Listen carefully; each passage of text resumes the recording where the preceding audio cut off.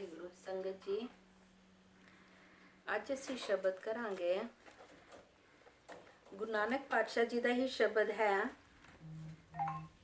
ਵਾਹੋ ਵਾਹੋ ਸਾਚੇ ਮੈਂ ਤੇਰੀ ਟੇਕ, ਹੋਂ ਪਾਪੀ ਤੂੰ ਨਿਰਮਲ ਏਕ। ਅਸੀਂ ਗੁਰੂ ਗ੍ਰੰਥ ਸਾਹਿਬ 'ਚ ਬਾਬਾ ਜੀ ਨੇ ਸਾਨੂੰ परम शक्ति परमात्मा दे बारे दस्या है और ਉਹਦੇ 'ਚ ਬਾਬਾ ਨੇ ਹਰ ਇੱਕ ਚੀਜ਼ ਦੇ ਸਾਨੂੰ ਬਾਣੀ ਸਮਝਾਉਣ ਵਾਸਤੇ ਇੱਕ ਇੱਕ ਚੀਜ਼ ਦੇ ਉਹਨਾਂ ਨੇ ਸੰਸਾਰਿਕ ਚੀਜ਼ਾਂ ਦੇ ਐਗਜ਼ਾਮਪਲਸ ਦੇ ਕੇ ਸਾਨੂੰ ਤਾਂ ਕਿ ਅਸੀਂ ਆਸਾਨੀ ਨਾਲ ਸਮਝ ਸਕੀਏ, ਇਸ ਲਈ ਉਹਨਾਂ ਨੇ ਐਗਜ਼ਾਮਪਲਸ ਦੇ ਕੇ ਸਾਨੂੰ ਉਹਨਾਂ ਨੇ ਸਮਝਾਉਣ ਦੀ ਕੋਸ਼ਿਸ਼ ਕੀਤੀ ਹੈ। ਤੇ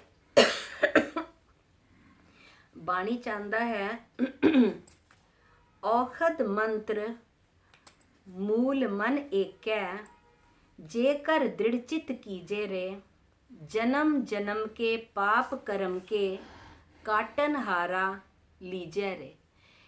ਸਾਨੂੰ ਅਸੀਂ ਬਾਣੀ ਪੜ੍ਹਦੇ ਹਾਂ, ਸਾਨੂੰ ਬਾਣੀ ਤੋਂ ਗਿਆਨ ਹੋਇਆ ਕਿ ਸਾਡੇ ਪੂਰਬਲੇ ਕਰਮ ਅੱਛੇ ਹੁੰਦੇ ਨੇ, ਅਸੀਂ ਕੁਝ ਅੱਛਾ ਕੀਤਾ ਹੁੰਦਾ ਪੂਰਬਲੇ ਕਰਮ ਦੇ ਵਿੱਚ ਤੇ ਸਾਨੂੰ ਇਹ ਮਨੁੱਖ ਜੀਵਨ ਮਿਲਦਾ ਹੈ।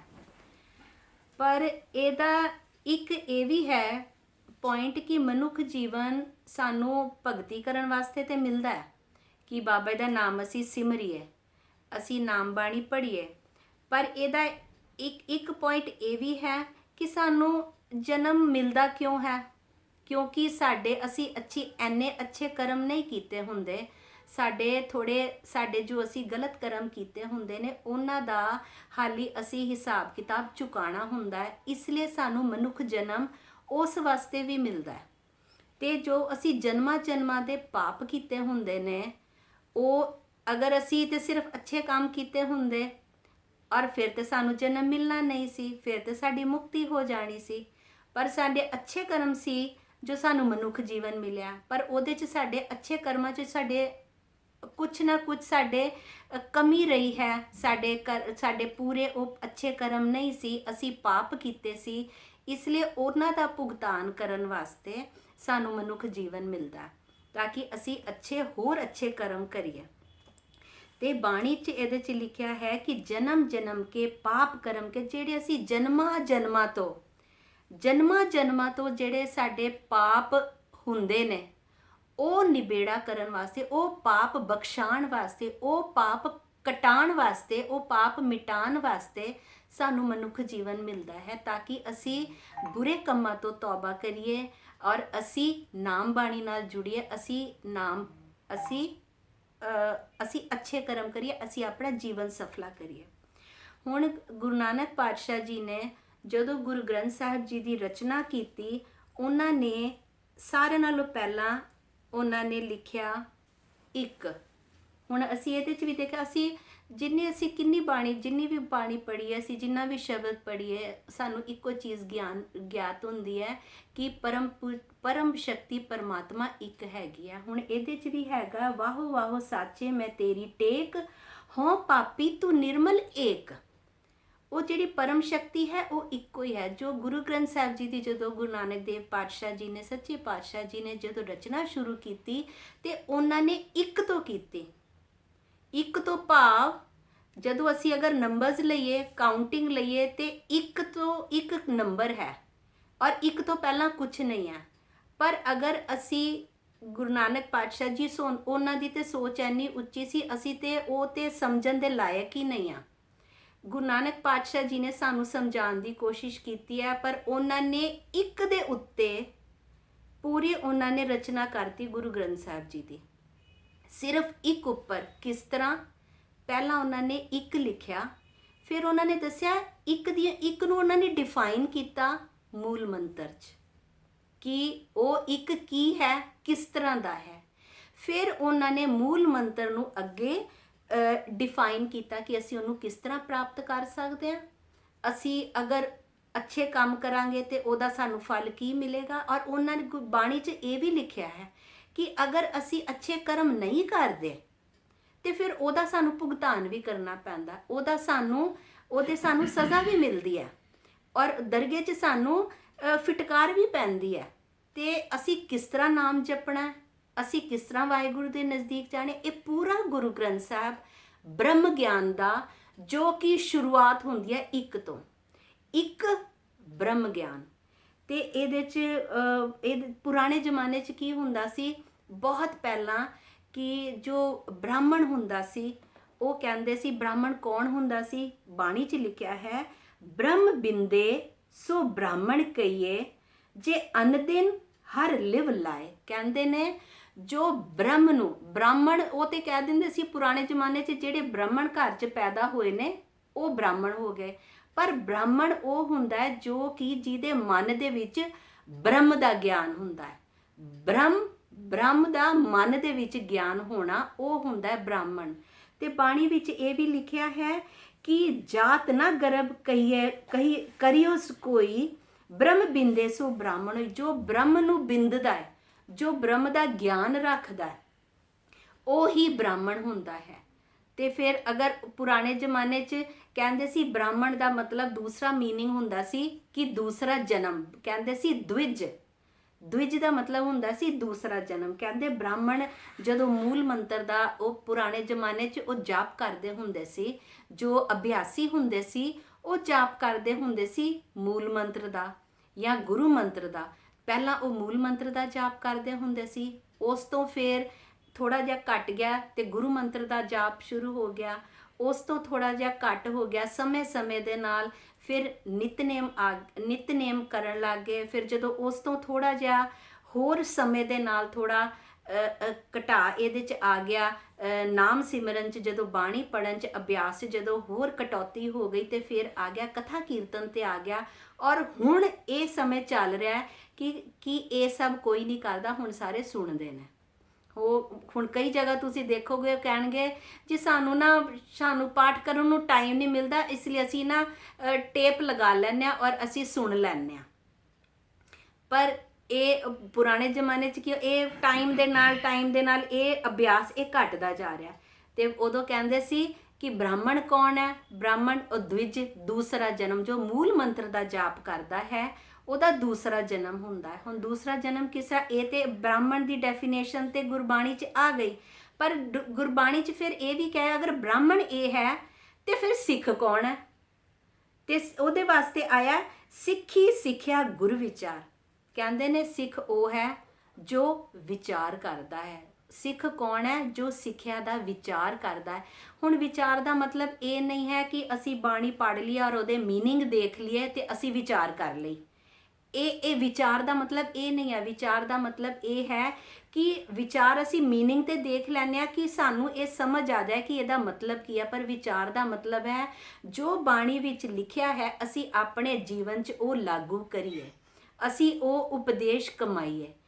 ਤੇ ਫਿਰ ਕੀ ਹੁੰਦਾ ਹੈ, ਜਦੋਂ ਅਸੀਂ ਇਹ ਸਭ ਕਰਦੇ ਹਾਂ ਤੇ ਫਿਰ ਕੀ ਹੁੰਦਾ ਹੈ, ਫਿਰ ਸਾਡਾ ਇੱਕ ਤੇ ਹੁੰਦਾ ਅਸੀਂ ਮਾਪਿਓ ਦੇ ਘਰ 'ਚ ਜਨਮ ਲੈਂਦੇ ਹਾਂ। ਉਹ ਸਾਡੇ ਬਾਣੀ ਦੇ ਵਿੱਚ ਲਿਖਿਆ ਹੈ ਕਿ ਦੋ ਤਰ੍ਹਾਂ ਦੀ ਸੰਤਾਨ ਹੁੰਦੀ ਹੈ। ਇੱਕ ਸੰਤਾਨ ਹੁੰਦੀ ਹੈ ਜੋ ਕਿ ਰਕਤ ਔਰ ਬਿੰਦ ਦੇ ਨਾਲ ਪੈਦਾ ਹੁੰਦੀ ਹੈ, ਉਹਨੂੰ ਕਹਿੰਦੇ ਨੇ ਬਿੰਦੀ ਸੰਤਾਨ। ਔਰ ਦੂਸਰੀ ਸੰਤਾਨ ਹੁੰਦੀ ਹੈ ਨਾਦੀ ਸੰਤਾਨ, ਜੋ ਗੁਰੂ ਦੇ ਸ਼ਬਦ ਦੇ ਵਿਚਾਰਾਂ ਰਾਹੀਂ ਜੋ ਪੈਦਾ ਹੁੰਦੇ ਆ।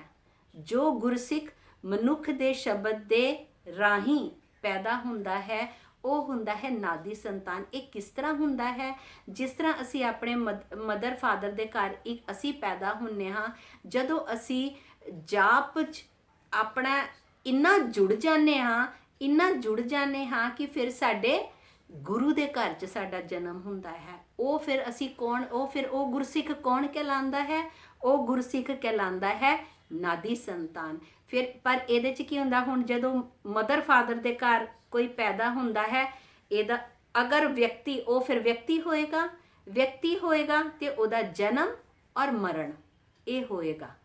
ਪਰ ਜਦੋਂ ਗੁਰੂ ਦੇ ਘਰ 'ਚ ਕੋਈ ਪੈਦਾ ਹੋ ਜਾਂਦਾ ਹੈ ਔਰ ਉਹ ਜਦੋਂ ਗੁਰੂ ਔਰ ਸ਼ਬਦਾਂ ਦੇ ਵਿਚਾਰ ਦੇ ਨਾਲ ਉਹ ਪੈਦਾ ਹੁੰਦਾ ਹੈ, ਔਰ ਅਗਰ ਜੋ ਗੁਰੂ ਦੇ ਘਰ ਪੈਦਾ ਹੁੰਦਾ ਹੈ ਉਹਦਾ ਫਿਰ ਉਹ ਜਨਮ ਔਰ ਮਰਨ ਤੋਂ ਉਹ ਫਿਰ ਉਹਨੂੰ ਮੁਕਤੀ ਮਿਲ ਜਾਂਦੀ ਹੈ, ਉਹਦੀ ਫਿਰ ਜਿਹੜੀ ਉਹਨੂੰ ਸਫਲਤਾ ਪ੍ਰਾਪਤ ਹੋ ਜਾਂਦੀ ਹੈ ਜਦੋਂ ਉਹਦਾ ਗੁਰੂ ਦੇ ਘਰ ਵਿੱਚ ਉਹਦਾ ਜਨਮ ਹੋ ਜਾਂਦਾ ਹੈ। ਫਿਰ ਇਸ ਤੋਂ ਬਾਅਦ ਚੋਂ ਕੀ ਹੈ ਕਿ ਜਿਸ ਤਰ੍ਹਾਂ ਇਹਦਾ ਇੱਕ ਐਗਜ਼ਾਮਪਲ ਹੈ, ਹੁਣ ਅਸੀਂ ਸਾਰੇ ਬਾਣੀ ਪੜ੍ਹਦੇ ਹਾਂ, ਇਹਦਾ ਇੱਕ ਐਗਜ਼ਾਮਪਲ ਹੈ, ਹੁਣ ਅਸੀਂ ਇੱਕ ਬਹੁਤ ਵੱਡਾ ਬਾਗ ਹੈ ਔਰ ਉਹਦੀ ਦੇਖ ਰੇਖ ਅਗਰ ਇੱਕ ਮਾਲੀ ਕਰ ਰਿਹਾ, ਮਾਲੀ ਨੇ ਇੰਨੇ ਸਾਰੇ ਬੂਟੇ ਲਗਾਏ ਨੇ, ਅਗਰ ਉਹ ਸਾਰਾ ਬਾਗ ਬੂਟੇ ਸੁੱਕ ਜਾਂਦੇ ਨੇ ਤੇ ਉਹਦੇ ਵਿੱਚ ਕੌਣ ਹੁੰਦਾ, ਇਹਦਾ ਮਤਲਬ ਉਹਦੇ ਮਾਲੀ ਵਿੱਚ ਕਮੀ ਹੈ। ਪਰ ਅਗਰ ਇੱਕ ਵੀ ਪ੍ਰਫੁੱਲਿਤ ਹੋ ਜਾਂਦਾ ਹੈ, ਇਹਦਾ ਇਹ ਐਗਜ਼ਾਮਪਲ ਹੈ, ਅਗਰ ਅਸੀਂ ਸਾਰੇ ਬਾਣੀ ਪੜ੍ਹਦੇ ਹਾਂ, ਅਗਰ ਸਾਰੀ ਹਜ਼ਾਰ ਲੋਕ ਬਾਣੀ ਪੜ੍ਹ ਰਹੇ ਨੇ, ਅਗਰ ਇੱਕ ਬੰਦਾ ਵੀ, ਅਗਰ ਆਪਣਾ ਇੱਕ ਮਨੁੱਖ ਵੀ ਅਗਰ ਬਾਣੀ ਆਪਣੇ ਹਿਰਦੇ 'ਚ ਵਸਾਉਂਦਾ ਹੈ ਤੇ ਉਹਦਾ ਮਨੁੱਖ ਦਾ ਸਫਲ ਹੋਏਗਾ ਜੀਵਨ। ਤੇ ਇਸ ਲਈ ਬਾਣੀ ਕੀ ਕਹਿੰਦੀ ਹੈ ਸਾਨੂੰ, ਬਾਣੀ ਕਹਿੰਦੀ ਹੈ ਕਿ ਮੂਲ ਮੰਤਰ ਦਾ ਜਿਹੜਾ ਜਾਪ ਹੁੰਦਾ ਹੈ, ਮੂਲ ਦਾ ਮਤਲਬ ਹੁੰਦਾ ਹੈ ਰੂਟ ਬੀਜ ਮੰਤਰ। ਜਿਸ ਤਰ੍ਹਾਂ ਕਿਸਾਨ ਅੱਜ ਕੱਲ੍ਹ ਹੁਣ ਦੇਖਿਆ ਅਸੀਂ ਸਭ ਜਾਣੇ ਕਿਸਾਨਾਂ ਨੂੰ ਕਿੰਨਾ ਸਪੋਰਟ ਕਰ ਰਹੇ ਨੇ। ਕਿਉਂ ਸਪੋਰਟ ਕਰ ਰਹੇ ਆ? ਕਿਉਂਕਿ ਸਾਨੂੰ ਪਤਾ ਹੈ ਅਸੀਂ ਤੇ ਉਹ ਮਿਹਨਤ ਨਹੀਂ ਕਰ ਸਕਦੇ ਜੋ ਕਿਸਾਨ ਕਰਦਾ ਹੈ। ਪਰ ਇਹਦੇ 'ਚ ਵੀ ਬਾਣੀ 'ਚ ਬਾਬਾ ਜੀ ਨੇ ਕਿਸਾਨ ਤੇ ਵੀ ਕਿੰਨਾ ਐਗਜ਼ਾਮਪਲ ਦਿੱਤਾ ਹੈ ਕਿ ਉਹ ਕਿੰਨੀ ਮਿਹਨਤ ਕਰਦਾ ਹੈ। ਕਿਉਂ ਮਿਹਨਤ ਕਰਦਾ ਹੈ? ਆਪਣੇ ਬੱਚਿਆਂ ਵਾਸਤੇ ਮਿਹਨਤ ਕਰਦਾ ਹੈ ਕਿ ਮੇਰੇ ਬੱਚੇ, ਮੇਰੇ ਪੁੱਤ, ਮੇਰੀ ਧੀ ਇਹ ਖਾਣਗੇ। ਔਰ ਉਸੇ ਤਰ੍ਹਾਂ ਇੱਕ ਜੋ ਗੁਰਮੁਖ ਹੁੰਦਾ ਹੈ ਉਹ ਉਸੇ ਤਰ੍ਹਾਂ ਨਾਮ ਦਾ ਬੀਜ ਆਪਣੇ ਹਿਰਦੇ ਵਿੱਚ ਪਾ ਕੇ, ਆਪਣੇ ਹਿਰਦੇ ਵਿੱਚ ਬੋ ਕੇ, ਉਹ ਫਿਰ ਜਦੋਂ ਉਹਦੇ ਉੱਤੇ ਉਸ ਤਰ੍ਹਾਂ ਮਿਹਨਤ ਕਰਦਾ ਜਿੱਦਾਂ ਕਿਸਾਨ ਆਪਣੇ ਖੇਤ 'ਚ ਮਿਹਨਤ ਕਰਦਾ ਹੈ, ਉਸੇ ਤਰ੍ਹਾਂ ਅਗਰ ਉਹ ਇਨਸਾਨ, ਉਹ ਮਨੁੱਖ ਜਦੋਂ ਆਪਣੇ ਮਨ ਰੂਪੀ ਜੋ ਖੇਤ ਹੈ ਉਹਦੇ ਉੱਤੇ ਜਦੋਂ ਉਹ ਮਿਹਨਤ ਕਰਦਾ ਹੈ ਤੇ ਫਿਰ ਉਹਦੇ ਬੂਟੇ ਉਗਦੇ ਨੇ, ਫਿਰ ਸਫਲ ਉਹੀ ਹੁੰਦਾ ਹੈ। ਤੇ ਗੁਰੂ ਨਾਨਕ ਪਾਤਸ਼ਾਹ ਜੀ ਨੇ ਸਾਨੂੰ ਜਦੋਂ ਮੂਲ ਮੰਤਰ ਦਿੱਤਾ, ਉਹਦੇ 'ਚ ਸਾਰਿਆਂ ਨਾਲੋਂ ਪਹਿਲਾਂ ਪਾਇਆ ਇੱਕ ਦਾ ਉਹਨਾਂ ਨੇ ਕੀਤਾ ਕਿ ਕਿੰਨਾ ਵੀ ਸੰਸਾਰ ਹੈ, ਇਹਦੇ 'ਚ ਕਿੰਨੀਆਂ ਵੀ ਅਲੱਗ ਹੁਣ ਜਿਸ ਤਰ੍ਹਾਂ ਸਾਡੇ ਇੰਡੀਆ ਹੈ, ਇੰਡੀਆ ਦੇ ਵਿੱਚ ਹੁਣ ਕਿੰਨੀਆਂ ਸਟੇਟਸ ਨੇ, ਔਰ ਸਟੇਟਸ ਵਿੱਚ ਵੀ ਕਿੰਨੀਆਂ ਕਿੰਨੇ ਲੋਕ ਰਹਿੰਦੇ ਨੇ, ਪਰ ਕਿੰਨੇ ਲੋਕ ਰਹਿੰਦੇ ਨੇ ਉਹ ਇੱਕ ਸਟੇਟ ਕਹਿਲਾਉਂਦੀ ਹੈ ਉਹ, ਔਰ ਪੂਰੀਆਂ ਸਾਰੀਆਂ ਸਟੇਟਸ ਮਿਲ ਕੇ ਇੱਕ ਨੇਸ਼ਨ ਬਣਦਾ ਹੈ, ਇੱਕ ਕੰਟਰੀ ਬਣਦੀ ਹੈ।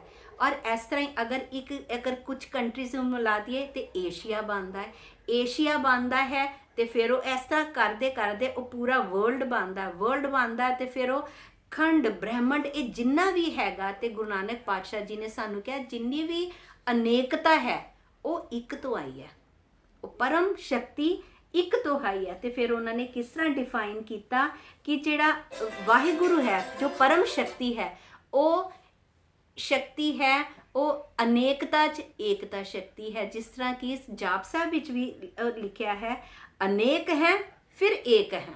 ਜਾਪ ਸਾਹਿਬ ਬਾਣੀ ਵਿੱਚ ਵੀ ਇਹਦਾ ਐਗਜ਼ਾਮਪਲ ਦਿੱਤਾ ਹੈ ਕਿ ਕਿੰਨੀਆਂ ਸਾਰੀਆਂ, ਜਿਸ ਤਰ੍ਹਾਂ ਹੁਣ ਸੂਰਜ ਦੀਆਂ ਕਿੰਨੀਆਂ ਵੀ ਕਿਰਨਾਂ ਹੋਣ ਪਰ ਸੂਰਜ ਇੱਕੋ ਹੈ। ਹੁਣ ਲਹਿਰਾਂ, ਅਗਰ ਸਾਗਰ ਦੇ ਵਿੱਚ ਲਹਿਰਾਂ ਬਾਰ-ਬਾਰ ਉੱਠ ਰਹੀਆਂ ਨੇ, ਉਹ ਆਪਸ 'ਚ ਟਕਰਾ ਰਹੀਆਂ ਨੇ, ਲਹਿਰਾਂ ਤੇ ਅਲੱਗ-ਅਲੱਗ ਹੈ ਪਰ ਉਹ ਸਾਗਰ 'ਚ ਮਿਲੀਆਂ ਨੇ, ਸਾਗਰ ਤੇ ਇੱਕ ਹੈ। ਜਿਸ ਤਰ੍ਹਾਂ ਹੁਣ ਸੋਨਾ ਹੈ, ਸੋਨਾ ਇੱਕ ਚੀਜ਼ ਹੁੰਦੀ ਹੈ, ਇੱਕ ਧਾਤੂ, ਇੱਕ ਮੈਟਲ ਹੁੰਦਾ ਸੋਨਾ, ਪਰ ਸੋਨੇ ਦੇ ਅਸੀਂ ਕਿੰਨੀ ਵੈਰਾਈਟੀ ਅਸੀਂ ਗਹਿਣੇ ਬਣਾ ਸਕਦੇ ਹਾਂ, ਪਰ ਉਹ ਇੱਕ ਹੈ। ਇਸ ਲਈ ਗੁਰੂ ਨਾਨਕ ਪਾਤਸ਼ਾਹ ਜੀ ਨੇ ਸਾਨੂੰ ਸਾਰਿਆਂ ਨਾਲੋਂ ਪਹਿਲਾਂ ਦਿੱਤਾ ਇੱਕ, ਫਿਰ ਇੱਕ ਦੇ ਅੱਗੇ ਉਹਨਾਂ ਨੇ ਲਗਾਇਆ ਓਂਕਾਰ। ਕਿਉਂ? ਕਿਉਂਕਿ ਉਸ ਸਮੇਂ ਦੇ ਵਿੱਚ ਇਹ ਹਿੰਦੂ ਮਾਈਥੋਲੋਜੀ ਕਹਿੰਦੀ ਸੀ ਕਿ ਜੋ ਸ੍ਰਿਸ਼ਟੀ ਦੀ ਰਚੇਤਾ ਹੈ ਉਹ ਤਿੰਨ ਨੇ, ਬ੍ਰਹਮਾ, ਵਿਸ਼ਨੂੰ ਔਰ ਮਹੇਸ਼।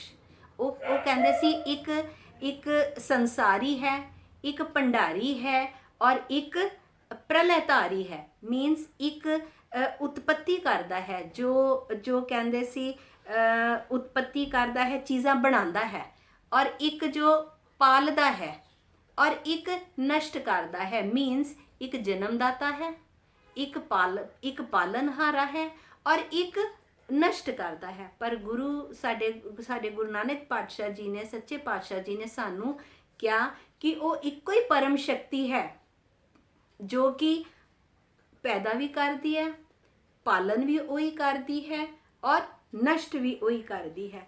ਪੁਰਾਣੇ ਜ਼ਮਾਨੇ 'ਚ ਉਹ ਫਿਰ ਉਹਨਾਂ ਨੇ ਜਦੋਂ 3 ਸ਼ਕਤੀਆਂ ਦੇ ਅਲੱਗ-ਅਲੱਗ ਕੀਤੇ ਤੇ ਉਹਨਾਂ ਨੇ ਫਿਰ ਨਾਮ ਵੀ ਦਿੱਤੇ ਸੀ, ਬ੍ਰਹਮਾ, ਵਿਸ਼ਨੂੰ ਔਰ ਮਹੇਸ਼ ਦਿੱਤੇ ਸੀ। ਔਰ ਉਹ ਵੀ ਬਹੁਤ, ਹੁਣ ਅਸੀਂ ਵੀ ਇੱਕ ਵਾਰੀ ਪਹਿਲਾਂ ਵੀ ਸ਼ਾਇਦ ਜ਼ਿਕਰ ਕੀਤਾ ਸੀ ਕਿ ਬ੍ਰਹਮਾ, ਵਿਸ਼ਨੂੰ, ਮਹੇਸ਼ ਇਹ ਵੀ ਉਹ ਇੱਕ ਪਰਮ ਸ਼ਕਤੀ ਦੀ ਆਰਾਧਨਾ ਕਰਦੇ ਰਹਿੰਦੇ ਸੀ।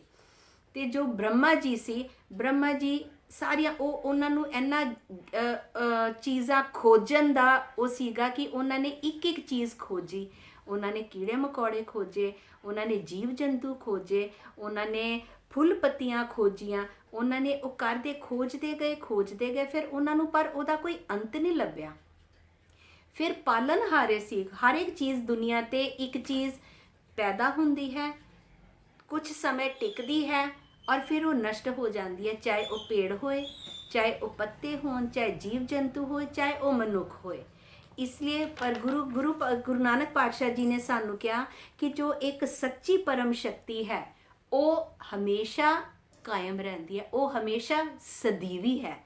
ਤੇ ਇਸ ਲਈ ਇਹ 3 ਚੀਜ਼ਾਂ ਨਹੀਂ ਹੈ, ਉਹਨਾਂ ਨੇ ਓਂਕਾਰ ਦੇ ਅੱਗੇ ਇੱਕ ਲਗਾ ਕੇ ਸਾਨੂੰ ਉਹਨਾਂ ਨੇ ਸਮਝਾਇਆ, ਉਹਨਾਂ ਨੇ ਦੁਨੀਆ ਨੂੰ ਸਮਝਾਇਆ ਕਿ ਇਹ ਇੱਕ ਹੀ ਹੈ ਜੋ ਕਿ ਸਾਰਾ ਪਾਲਣਹਾਰ ਵੀ ਹੈ, ਨਸ਼ਟ ਵੀ ਉਹ ਕਰਦਾ। ਹੁਣ ਸ਼ਿਵ ਜੀ ਦਾ ਉਹਨਾਂ ਨੇ ਐਗਜ਼ਾਮਪਲਸ ਦਿੱਤਾ ਹੈ ਕਿ ਜੋ ਸ਼ਿਵ ਜੀ ਸੰਸਾਰ ਤੋਂ ਦੂਰ ਰਹਿੰਦੇ ਕਿਉਂਕਿ ਉਹ ਪ੍ਰਲਯਕਾਰੀ ਨੇ, ਉਹ ਨਸ਼ਟ ਕਰਦੇ ਨੇ ਚੀਜ਼ਾਂ। ਤੇ ਸ਼ਿਵ ਜੀ ਦਾ ਜਦੋਂ ਉਹ ਵਿਸ਼ਰਾਮ ਵੀ ਕਰਦੇ ਸੀ ਤੇ ਸ਼ਿਵ ਜੀ ਵਿਸ਼ਰਾਮ ਕਰਦੇ ਸੀ ਸ਼ਮਸ਼ਾਨ ਘਾਟ ਦੇ ਵਿੱਚ। ਹੁਣ ਵੀ ਅਸੀਂ ਕਈ ਵਾਰੀ ਦੇਖਦੇ ਤੇ ਜੋ ਅਸੀਂ ਸ਼ਮਸ਼ਾਨ ਘਾਟ 'ਚ ਜਾਂਦੇ ਹਾਂ, ਕੋਈ ਕਿਸੇ ਦੇ ਐਦਾਂ ਦੇ ਟਾਈਮ ਤੇ ਅਸੀਂ ਜਦੋਂ ਜਾਂਦੇ ਹਾਂ, ਅਸੀਂ ਦੇਖਦੇ ਹਾਂ ਉੱਥੇ ਸ਼ਿਵ ਜੀ ਦੀ ਮੂਰਤੀ ਹੁੰਦੀ ਆ ਔਰ ਸ਼ਿਵ ਜੀ ਦੀ ਗਲੇ ਦੇ ਵਿੱਚ ਇੱਕ ਹਮੇਸ਼ਾ ਸੱਪ ਰਹਿੰਦਾ ਹੈ। ਕਿਉਂਕਿ ਉਹ ਹਮੇਸ਼ਾ ਕਾਲ ਨੂੰ ਯਾਦ ਰੱਖਦੇ ਨੇ। ਕਾਲ ਨੂੰ ਉਹੀ ਯਾਦ ਕਰਦਾ ਹੈ, ਅੰਤ ਨੂੰ ਉਹੀ ਯਾਦ ਰੱਖਦਾ ਹੈ ਜਿਸਨੇ ਕਿ ਅਨੰਤ ਤੱਕ ਜਾਣਾ ਹੋਏ। ਤੇ ਇਸ ਲਈ ਸਾਨੂੰ ਗੁਰਬਾਣੀ ਦੱਸਦੀ ਹੈ ਕਿ ਗੁਰੂ ਨਾਨਕ ਪਾਤਸ਼ਾਹ ਜੀ ਨੇ ਇਹ ਜਦੋਂ ਕੀਤਾ ਕਿ ਜਦੋਂ ਖੰਡ ਬ੍ਰਹਮੰਡ ਇਹ ਜਦੋਂ ਵੀ ਸਾਰਾ ਕੁਝ ਕੀਤਾ, ਉਹਨਾਂ ਨੇ ਅਨੇਕਤਾ ਦੇ ਵਿੱਚ ਏਕਤਾ ਸਾਨੂੰ ਦੱਸੀ ਹੈ।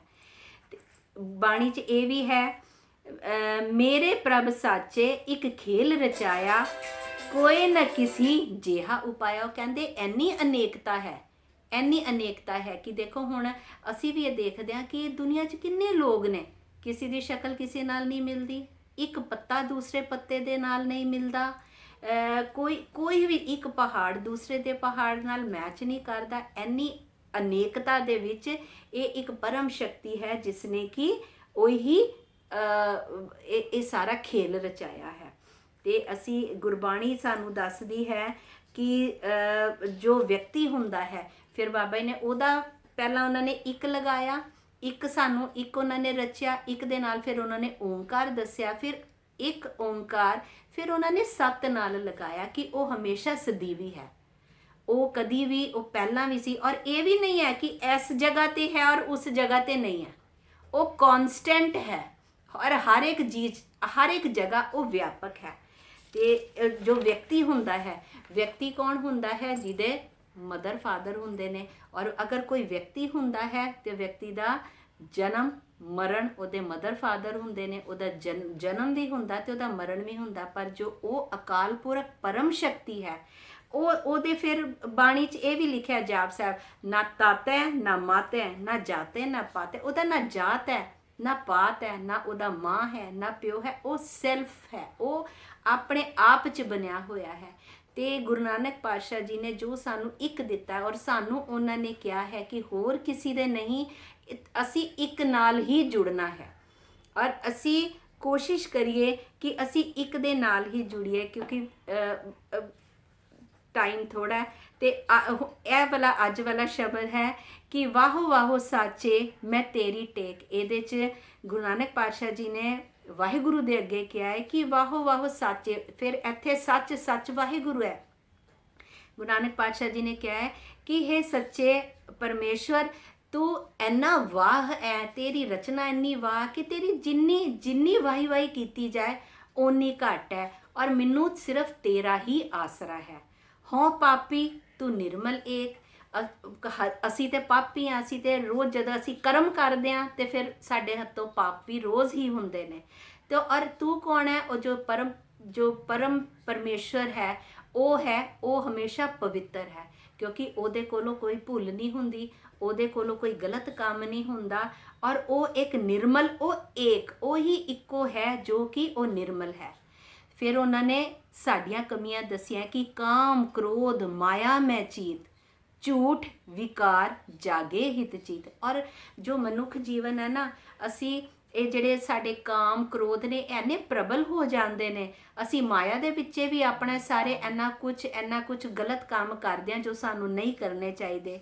ਔਰ ਜੋ ਝੂਠ ਹੈ, ਵਿਕਾਰ ਹੈ, ਇਹ ਸਾਡੇ ਮਨ 'ਚ ਇੰਨੀ ਜਲਦੀ ਆਉਂਦੇ ਨੇ, ਕਿਉਂਕਿ ਜਿਸ ਤਰ੍ਹਾਂ ਪਾਣੀ ਬਿਨਾਂ ਕਿਸੇ ਦੇ ਪਾਣੀ ਨੂੰ ਥੋੜ੍ਹਾ ਜਿਹਾ ਛੋੜੋ, ਉਹ ਢਲਾਣ ਵੱਲ ਜਾਏਗਾ। ਇਹੀ ਪ੍ਰਵਿਰਤੀ ਇਨਸਾਨ ਦੀ ਹੈ ਕਿ ਜਦੋਂ ਇਨਸਾਨ ਦਾ ਹਮੇਸ਼ਾ ਜਿਹੜੇ ਅਸ਼ੁਭ ਕਰਮ ਹੁੰਦੇ ਨੇ ਨਾ, ਉਹਨਾਂ ਵੱਲ ਹੀ ਇਹ ਪ੍ਰਵਿਰਤੀ ਉਹਦੀ ਜਾਂਦੀ ਹੈ। ਅਤੇ ਇਸ ਲਈ ਬਾਣੀ ਜੋ ਸਾਨੂੰ ਬਾਬਾ ਜੀ ਨੇ ਸਾਨੂੰ ਜੋ ਜਪਜੀ ਸਾਹਿਬ ਸਾਨੂੰ ਪਾਠ ਦਿੱਤਾ ਹੈ, ਉਹ ਸਾਨੂੰ ਪੌੜੀਆਂ 'ਚ ਦਿੱਤਾ ਹੈ, ਤਾਂ ਕਿ ਅਸੀਂ ਇੱਕ ਪੌੜੀ ਚੜ੍ਹ ਕੇ ਅਸੀਂ ਆਪਣੇ ਆਪ ਨੂੰ ਉੱਚਾ ਕਰੀਏ।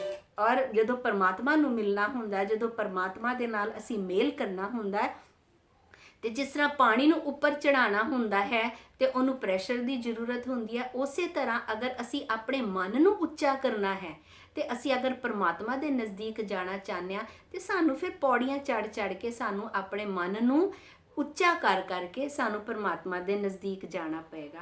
ਤੇ ਇੱਥੇ ਕਹਿੰਦੇ ਨੇ ਝੂਠ ਵਿਕਾਰ ਜਾਗੇ ਹਿਤ ਚੀਤ, ਕਿ ਮੇਰੇ ਮਨ ਦੇ ਵਿੱਚ ਤੇ ਇੱਥੇ ਵਿਕਾਰ ਇਹ ਸਾਰੇ ਇਹ ਜਾਗਦੇ ਹੀ ਰਹਿੰਦੇ ਨੇ, ਝੂਠ ਵਿਕਾਰ ਮੇਰੇ ਮਨ 'ਚ ਜਾਗਦੇ ਰਹਿੰਦੇ ਨੇ। ਫਿਰ ਉਹਦੇ ਨਾਲ ਕੀ ਹੁੰਦਾ ਹੈ? ਪੂੰਜੀ ਪਾਪ ਲੋਭ ਕੀ ਕੀਤ, ਇਹ ਸਾਰੇ ਕੰਮਾਂ ਦੇ ਵਿੱਚ ਲੱਗ ਕੇ, ਮਾਇਆ ਦੇ ਵਿੱਚ ਲੱਗ ਕੇ, ਕ੍ਰੋਧ ਦੇ ਵਿੱਚ ਲੱਗ ਕੇ, ਕਾਮ ਦੇ ਪਿੱਛੇ ਲੱਗ ਕੇ, ਝੂਠ ਦੇ ਪਿੱਛੇ ਲੱਗ ਕੇ ਮੈਂ ਇੰਨੇ ਪਾਪ ਦੇ ਪੰਡ ਇਕੱਠੀ ਕਰ ਲੈਣਾ ਹੈ ਕਿ ਮੈਂ ਪਾਪ ਦੀ ਪੰਡ ਇਕੱਠੀ ਕੀਤੀ ਹੋਈ ਹੈ। ਤਰ ਤਾਰੀ ਮਨ ਨਾਮ ਸੁਚੀਤ। ਔਰ ਫਿਰ ਇਹਦਾ ਕਿੱਦਾਂ ਸਾਡਾ ਅਸੀਂ ਤਰਿਆ ਜਾਏਗਾ? ਕਿ ਜਦੋਂ ਵਾਹਿਗੁਰੂ ਦਾ ਨਾਮ ਸਾਡੇ ਦਿਲ 'ਚ ਵਸ ਜਾਂਦਾ ਹੈ, ਔਰ ਸਾਡਾ ਫਿਰ ਜਿਹੜਾ ਚਿੱਤ ਹੈਗਾ ਨਾ, ਉਹ ਸੁਚੀਤ ਬਣ ਜਾਂਦਾ, ਉਹ ਅੱਛਾ ਬਣ ਜਾਂਦਾ, ਜੋ ਸਾਡੇ ਹਿਰਦੇ ਦੇ ਵਿੱਚ ਵਾਹਿਗੁਰੂ ਦਾ ਨਾਮ ਜਦੋਂ ਵਸਦਾ ਹੈ, ਤੇ ਫਿਰ ਉਹੀ ਸਾਨੂੰ ਤਾਰਦਾ ਹੈ। ਅਗਨ ਪਾਣੀ ਬੋਲੇ ਪੜਵਾਓ। ਹੁਣ ਅਗਨ ਪਾਣੀ, ਹੁਣ ਸਾਡੇ ਅੰਦਰ ਕਦੀ ਅਸੀਂ ਕ੍ਰੋਧ ਦੇ ਵਿੱਚ ਆ ਕੇ ਅਸੀਂ ਅਪਸ਼ਬਦ ਬੋਲ ਜਾਂਦੇ ਹਾਂ, ਕਦੀ ਨਹੀਂ, ਜ਼ਿਆਦਾ ਕਰਕੇ ਤੇ ਅਸੀਂ ਉਹੀ ਕਰਦੇ ਹਾਂ, ਔਰ ਕਦੀ ਅਸੀਂ ਇੱਕਦਮ ਠੰਡੇ ਹੋ ਕੇ ਅਸੀਂ ਮਿੱਠੇ ਸ਼ਬਦ ਵੀ ਬੋਲਦੇ ਹਾਂ। ਜਿਹਵਾ ਇੰਦਰੀ ਏਕ ਸੁਆਓ। ਔਰ ਸਾਡੀ ਜਿਹੜੀ ਜ਼ੁਬਾਨ ਹੈਗੀ ਹੈ, ਉਹ ਨਾਮ ਸਿਮਰਨ ਤੇ ਕਰਦੀ ਨਹੀਂ, ਪਰ 24 ਘੰਟੇ ਸਾਡੇ ਉਹਦੀ ਨਿੰਦਾ ਕਰ ਲਈ। ਜਿਹੜੀ ਸਾਡੀ ਇੰਦਰੀਆਂ ਨੇ, ਸਾਡੀਆਂ ਅੱਖਾਂ ਵੀ ਅੱਛੀ ਚੀਜ਼ ਨਹੀਂ ਦੇਖਣਗੀਆਂ, ਜੋ ਭੈੜੀਆਂ ਜੋ ਸਾਨੂੰ ਨਹੀਂ ਚੀਜ਼ਾਂ ਦੇਖਣੀਆਂ ਚਾਹੀਦੀਆਂ। ਬਾਣੀ 'ਚ ਲਿਖਿਆ ਹੈ ਕਿ ਅਗਰ ਵਾਹਿਗੁਰੂ ਨੇ ਸਾਡੀਆਂ ਅੱਖਾਂ ਦਿੱਤੀਆਂ ਤੇ ਅਸੀਂ ਪ੍ਰਭੂ ਨੂੰ ਦੇਖੀਏ ਚਾਰੋਂ ਪਾਸੇ, ਅਗਰ ਸਾਨੂੰ ਉਹਨੂੰ ਜੇਵਾ ਦਿੱਤੀ ਹੈ ਸਾਨੂੰ, ਤੇ ਅਸੀਂ ਰੱਬ ਦਾ ਨਾਮ ਅਸੀਂ ਉਹਦੇ ਤੋਂ ਜਾਪ ਕਰੀਏ, ਪਰ ਅਸੀਂ ਉਹ ਨਹੀਂ ਕਰਦੇ। ਅਸੀਂ ਜ਼ੁਬਾਨ ਤੋਂ, ਅਸੀਂ ਆਪਣੀ ਜੇਵਾ ਤੋਂ ਅਸੀਂ ਦੂਸਰਿਆਂ ਦੀ ਨਿੰਦਾ ਕਰਦੇ ਹਾਂ। ਅੱਖਾਂ ਉਹ ਦੇਖਦੀਆਂ ਨੇ ਜੋ ਸਾਨੂੰ ਨਹੀਂ ਦੇਖਣਾ ਚਾਹੀਦਾ, ਸਾਡੇ ਪੈਰ ਉੱਧਰ ਜਾਂਦੇ ਨੇ ਜਿੱਧਰ ਨਹੀਂ ਜਾਣੇ ਚਾਹੀਦੇ, ਤੇ ਅਸੀਂ ਇਹ ਸਭ ਉਹੀ ਕੰਮ ਕਰਦੇ ਹਾਂ। ਦਿਸ਼ਟ ਵਿਕਾਰੀ ਨਹੀਂ ਪਉ ਭਾਓ। ਔਰ ਸਾਡੀ ਜੋ ਦ੍ਰਿਸ਼ਟੀ ਹੈ ਉਹ ਵੀ ਉਹੀ ਉੱਥੇ ਹੀ ਜਾਂਦੀ ਹੈ, ਔਰ ਉਦੋਂ ਨਹੀਂ ਅਸੀਂ ਡਰਦੇ ਕਿ ਸਾਨੂੰ ਵਾਹਿਗੁਰੂ ਦੇਖ ਰਹੇ ਨੇ, ਔਰ ਉਹਦੇ 'ਚ ਫਿਰ ਸਾਡਾ ਚਿੱਤ ਹੀ ਨਹੀਂ ਲੱਗਦਾ, ਕਿ ਉਹੀ ਸਾਡੇ ਡਰ ਹੀ ਨਹੀਂ ਹੈਗਾ ਕਿ ਸਾਨੂੰ ਵਾਹਿਗੁਰੂ ਦੇਖ ਰਹੇ ਨੇ, ਅਸੀਂ ਇਹ ਕੰਮ ਨਹੀਂ ਕਰਨੇ। ਆਪ ਮਾਰੇ ਤਾਂ ਪਾਏ ਨਾਉ। ਪਰ ਜਦੋਂ ਵਾਹਿਗੁਰੂ ਦਾ ਨਾਮ ਸਾਡੇ ਹਿਰਦੇ 'ਚ ਵਸਦਾ ਹੈ, ਉਦੋਂ ਫਿਰ ਇਹ ਵਿਕਾਰ, ਇਹ ਆਪਾ ਭਾਵ ਸਾਨੂੰ ਛੱਡ ਕੇ, ਹੁਣ ਅਸੀਂ ਬਾਜ਼ਾਰ 'ਚ ਜਾਂਦੇ ਹਾਂ, ਬਾਜ਼ਾਰ 'ਚ ਅੱਛੀਆਂ ਸ਼ੌਪਸ ਵੀ ਹੁੰਦੀਆਂ ਨੇ, ਉੱਥੇ ਸ਼ਰਾਬ ਦੀਆਂ ਦੁਕਾਨਾਂ ਵੀ ਹੁੰਦੀਆਂ ਨੇ, ਉੱਥੇ ਬੀੜੀ ਤੰਬਾਕੂ ਦੀਆਂ ਵੀ ਦੁਕਾਨਾਂ ਹੁੰਦੀਆਂ ਨੇ, ਪਰ ਸਾਨੂੰ ਪਤਾ ਅਸੀਂ ਉਸ ਸ਼ੌਪ 'ਤੇ ਨਹੀਂ ਜਾਣਾ। ਅਸੀਂ ਉੱਥੇ ਜਾਣਾ ਹੈ ਜਿੱਥੇ ਸਾਨੂੰ ਅੱਛੀ ਚੀਜ਼ ਮਿਲੇਗੀ, ਅਸੀਂ ਉੱਥੇ ਨਹੀਂ ਜਾਣਾ ਜਿੱਥੋਂ ਕਿ ਸਾਡਾ ਚਰਿੱਤਰ ਗਿਰੇਗਾ। ਇਸ ਲਈ ਇਹ ਸਾਡੇ 'ਤੇ ਡਿਪੈਂਡ ਕਰਦਾ ਹੈ। ਵਾਹਿਗੁਰੂ ਨੇ ਸਾਨੂੰ ਅਗਰ ਦਿਮਾਗ ਦਿੱਤਾ ਹੈ ਤੇ ਫਿਰ ਸਾਨੂੰ ਦੇਖਣਾ ਹੈ ਕਿ ਸਾਨੂੰ ਗੁਰਬਾਣੀ ਕੀ ਕਹਿੰਦੀ ਹੈ ਕਰਨ ਵਾਸਤੇ, ਤੇ ਅਸੀਂ ਉਹ ਕਰੀਏ। ਤੇ ਇਸ ਲਈ ਆਪਣਾ ਆਪ ਸਾਨੂੰ ਮਾਰਨਾ ਪੈਂਦਾ, ਆਪਣੀ ਇੰਦਰੀਆਂ ਨੂੰ ਮਾਰਨਾ ਪੈਂਦਾ ਹੈ, ਜੋ ਸਾਡੇ ਵਿਕਾਰਾਂ ਨੂੰ ਮਾਰਨਾ ਪੈਂਦਾ, ਜੋ ਕਿ ਸਾਨੂੰ ਪੁੱਠੇ ਕੰਮ ਕਰਨ ਵਾਸਤੇ ਪ੍ਰੇਰਿਤ ਕਰਦੀਆਂ ਨੇ।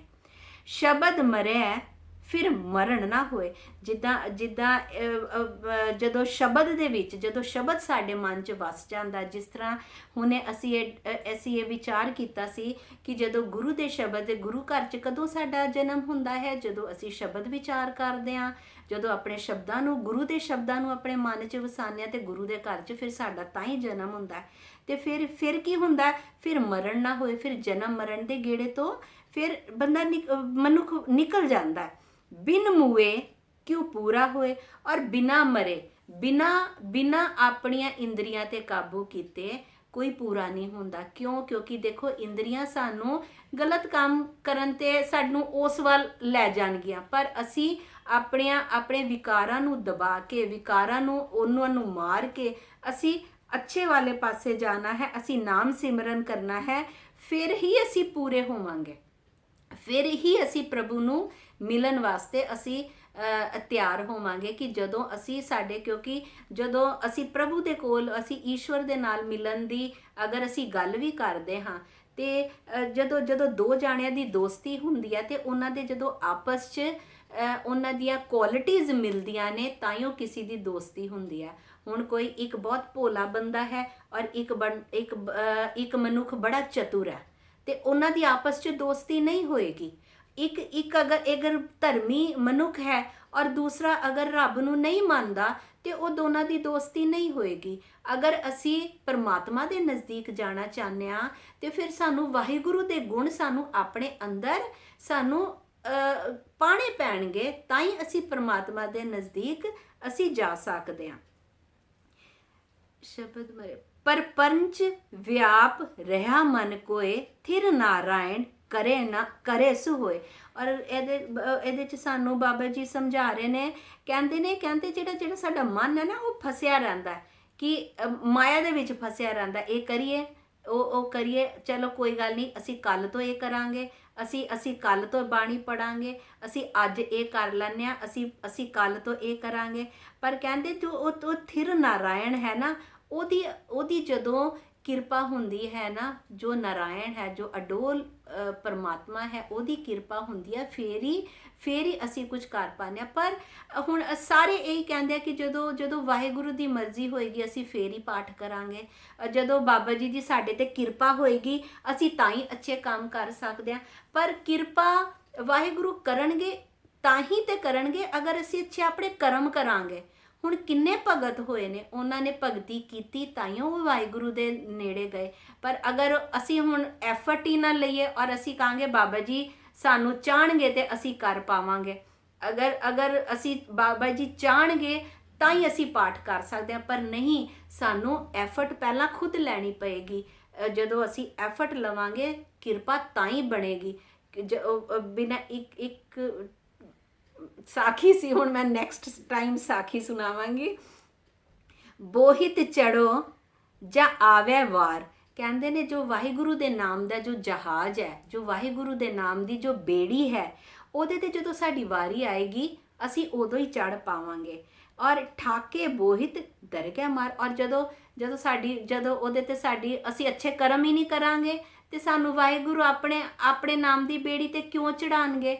ਸਾਡਾ ਨੰਬਰ ਹੀ ਨਹੀਂ ਆਏਗਾ ਉੱਥੇ ਜਾਣ ਦਾ। ਜਦੋਂ ਅਸੀਂ ਡਿਜ਼ਰਵ ਹੀ ਨਹੀਂ ਕਰਾਂਗੇ, ਤੇ ਫਿਰ ਉੱਥੇ ਸਾਡੀ ਵਾਰੀ ਨਹੀਂ ਆਏਗੀ। ਤੇ ਫਿਰ ਕੀ ਹੋਏਗਾ? ਅਗਰ ਵਾਰੀ ਨਹੀਂ ਆਏਗੀ, ਤੇ ਫਿਰ ਸਾਨੂੰ ਦਰਗਾਹ ਦੇ ਵਿੱਚ ਮਾਰ ਪਏਗੀ, ਦਰਗਾਹ ਦੇ ਵਿੱਚ ਸਾਨੂੰ ਫਿਟਕਾਰ ਪਏਗੀ। ਸੱਚ ਸਲਾਹੀ ਧੰਨ ਗੁਰਦੁਆਰ, ਔਰ ਗੁਰੂ ਦੇ ਘਰ ਹੀ ਗੁਰੂ ਦਾ ਦੁਆਰ ਹੀ ਇੱਕ ਐਸਾ ਹੈ ਜਿੱਥੋਂ ਕਿ ਸਾਨੂੰ ਸੋਝੀ ਮਿਲੇਗੀ। ਉਹ ਹੀ ਇੱਕ ਸੱਚਾ ਦਰਬਾਰ ਹੈਗਾ ਜਿੱਥੋਂ ਸਾਨੂੰ ਸੋਝੀ ਪਏਗੀ। ਤੇ ਇੱਥੇ ਬਾਬਾ ਜੀ ਕਹਿੰਦੇ ਨੇ, ਨਾਨਕ ਦਰ ਕਰ ਏਕੰਕਾਰ, ਕਿ ਮੇਰੇ ਤੇ ਇੰਨੀ ਕਿਰਪਾ ਕਰ। ਇੱਥੇ ਵੀ ਦੇਖੋ ਫਿਰ ਏਕੰਕਾਰ ਬਾਬੇ ਨੇ ਉਸੇ ਇੱਕੋ ਪਰਮ ਸ਼ਕਤੀ ਨੂੰ ਕਿਹਾ ਹੈ। ਉਹਨਾਂ ਨੇ ਹਰ ਇੱਕ ਜਗ੍ਹਾ ਪਰਮਾਤਮਾ ਨੂੰ ਇੱਕ ਪਰਮ ਸ਼ਕਤੀ ਨੂੰ ਕਿਹਾ ਹੈ ਕਿ ਉਹਦੀ ਹੀ ਆਰਾਧਨਾ ਕਰਨੀ ਹੈ, ਹੋਰ ਕਿਸੇ ਦੀ ਆਰਾਧਨਾ ਨਹੀਂ ਕਰਨੀ। ਤੇ ਅਸੀਂ ਵੀ ਕੋਸ਼ਿਸ਼ ਕਰੀਏ ਕਿ ਵਿਕਾਰਾਂ ਤੋਂ ਨਿਕਲੀਏ, ਔਰ ਜੋ ਸਾਨੂੰ ਬਾਬੇ ਨੇ ਉਪਦੇਸ਼ ਦਿੱਤੇ ਹੈ, ਅਸੀਂ ਉਹਦੇ ਤੇ ਚੱਲੀਏ, ਔਰ ਅਸੀਂ ਆਪਣਾ ਜੀਵਨ ਸਫਲਾ ਕਰੀਏ। ਇੰਨੀ ਕੁ ਸੇਵਾ ਪ੍ਰਵਾਨ ਕਰਨਾ, ਗਲਤੀਆਂ ਹੋ ਗਈਆਂ ਹੋਣ ਤੇ ਮਾਫ ਕਰ ਦੇਣਾ। ਤੇ ਆਓ ਉਸ ਹੁਣ ਸ਼ਬਦ ਪੜ੍ਹਦੇ ਹਾਂ।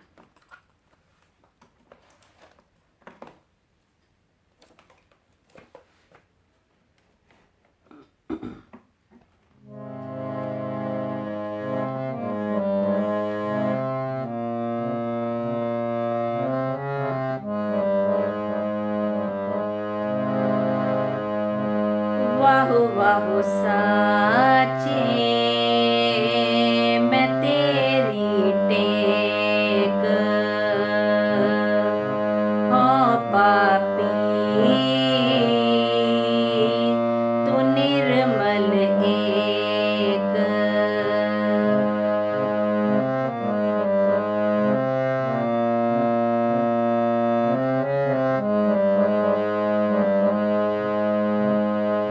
वाहो वाहो साचे मैं तेरी टेक हो पापी तू निर्मल एक।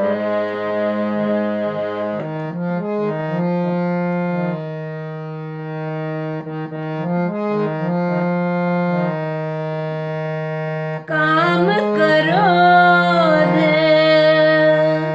माया में जीत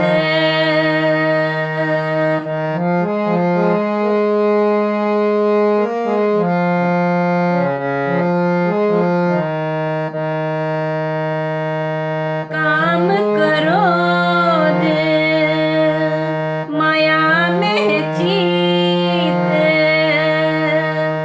झूठ विकार जगे हित चीत पूंजी पाप लोभ की कीत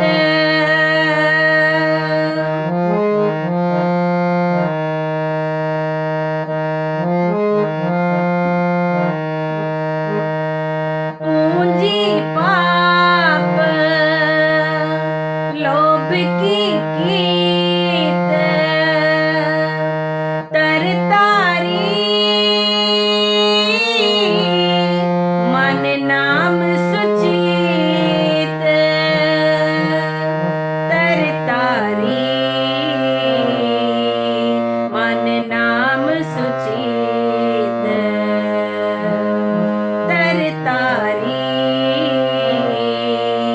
मन नाम सुचीत। वाहो वाहो साचे मैं तेरी टेक हो पापी तू निर्मल एक।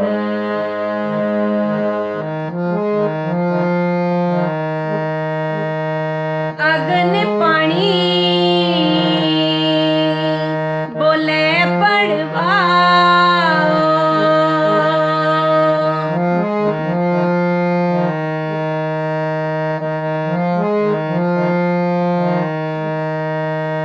अगन पानी बोले पड़वाओ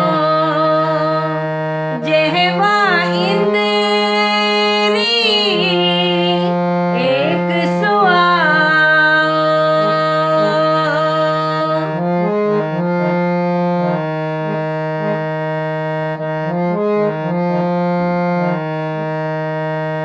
देश विकारी नहीं पाओ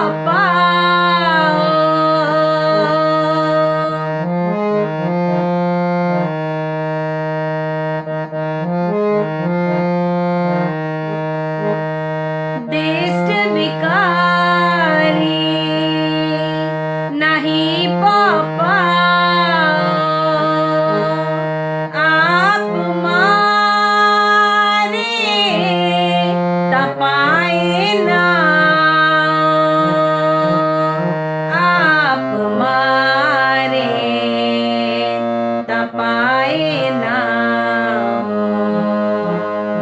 आप मारे तपाए ना। वाहो वाहो साचे मैं तेरी टेक हो पापी तू निर्मल एक।